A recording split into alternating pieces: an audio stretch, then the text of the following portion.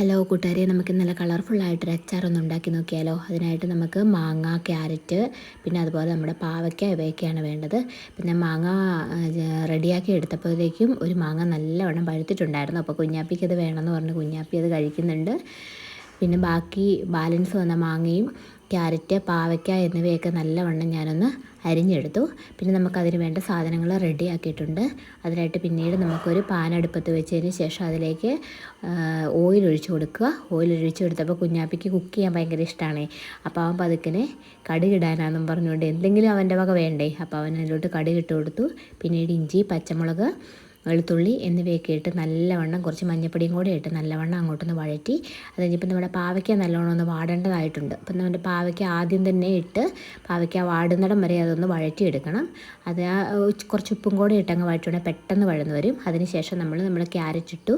പിന്നീട് നമ്മുടെ മാങ്ങയും കൂടെ ഒന്ന് ഇട്ട് കൊടുത്തു. മാങ്ങയും കൂടെ ഇട്ട് ആ മാങ്ങയുടെ പുളിയൊക്കെ ഒന്ന് ഇറങ്ങി വരുമ്പോഴത്തേക്കും പിന്നെ നമ്മുടെ പാവയ്ക്കയുടെ കയ്പ്പൊക്കെ ഒന്ന് മാറിക്കിട്ടും.